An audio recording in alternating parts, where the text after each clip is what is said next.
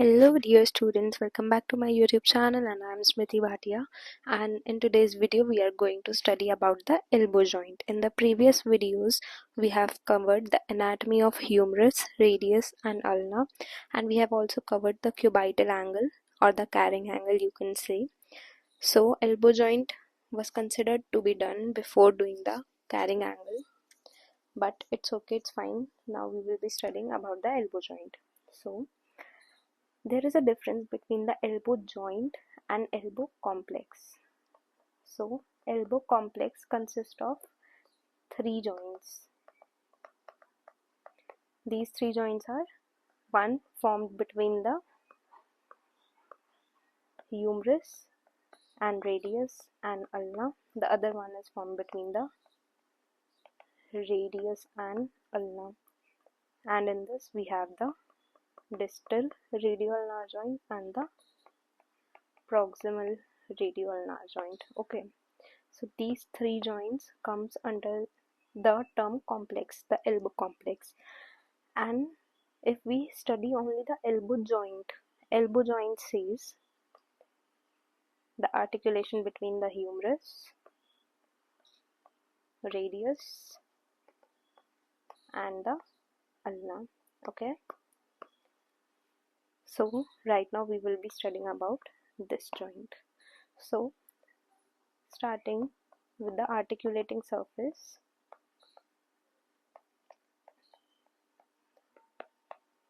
we have the trochlea, the capitulum, the head of radius, coronoid process and the olecranon process of ulna. Okay, so when we say that humerus comes and articulates with the ulna, so the articulating surfaces here are the trochlea, the coronoid process and the olecranon process. Trochlea is present in humerus. It articulates with the near to the coronoid process. The coronoid process, when the elbow is flexed, the coronoid process goes and joins the coronoid fossa. This is the coronoid fossa. This prominence is the coronoid process.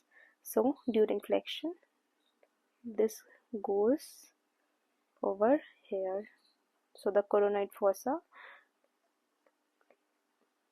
comes and accommodates the coronoid process. Okay. Talking about the posterior view, we have the olecranon process of ulna. So the olecranon process of ulna attaches to the olecranon fossa of the humerus. So this is the articulating surface of the humerus and the ulna. Radius is always present laterally. Ulna is always present medially. That's why I have written it over here L and M. Ulna is present medially, radius is present laterally.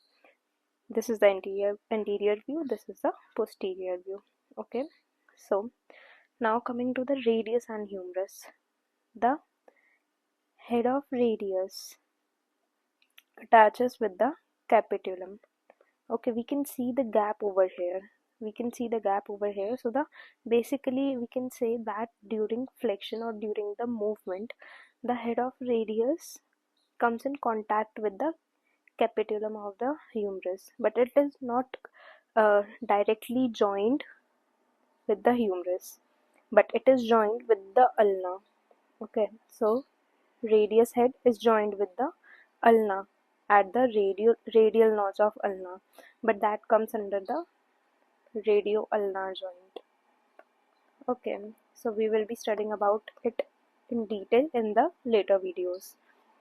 So right now, coming back to the elbow joint. Okay, we have studied about the articulation between the humerus and the ulna. The radius gets attached with the ulna and during the movement it comes in contact with the humerus. Okay, so coming over here we have the lateral view and the medial view in extension as well as in flexion, 90-degree flexion.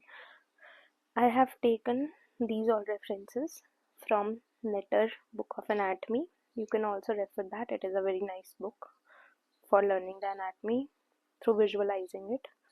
So the lateral view of elbow in extension. Laterally, which bone is present? Radius is present laterally and ulna is present medially. Okay, so if we see over here, we can see that radius is present first and then the ulna is present. Okay, and if we see it from this side, the ulna is present, we can see the whole ulna over here and the radius is a little bit hidden behind the ulna. So this is the medial view. Okay, so during extension we can see that over somewhere over here would be the olecranon fossa, and in the olecranon fossa the olecranon process is going and attaching, articulating. Okay, so it is present like this. So this is the medial epicondyle.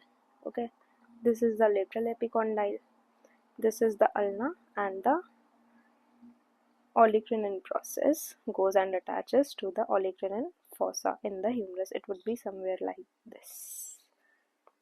Okay, this is the radius.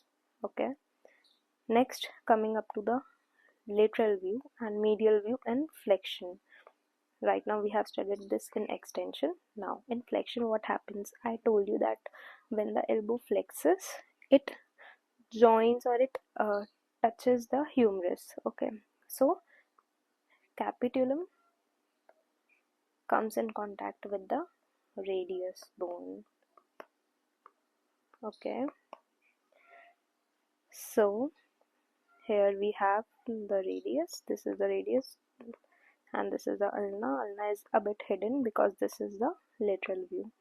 This is the ulna and this is radius, and radius is a bit hidden due to the medial view. Okay, so as we see over here, this is the capitulum and the radial head. If flexed more than 90 degree, it will come and contact the capitulum. Okay, this prominence is the coronoid process. When the elbow is flexed fully, it will go inside this, and this portion is known as the coronoid fossa. Okay, so coming back, this is the trochlear notch. Okay, and this is the olecranon, as we all know. This was all about the ulna. Okay, this is the medial epicondyle, this is the lateral epicondyle. What next is left? Okay, coming to the lateral view of the ulna, we have the radial notch in which the head of the radius is articulating. We have the radial notch and it is present on the ulna. We have the coronoid process, it was present over here also. Then we have the trochlear notch, this, and the olecranon. We have already studied about that. Okay, coming to the radius. Now we have this tuberosity of the radius. If we see it medially, this is the neck and this is the head. Okay, so during movement or during flexion, we can say during the late flexion of the elbow, the head of radius comes in contact with the capitulum of the humerus. Okay, here also we can see that this is the head, and when this will come over here, it will come in contact with the capitulum.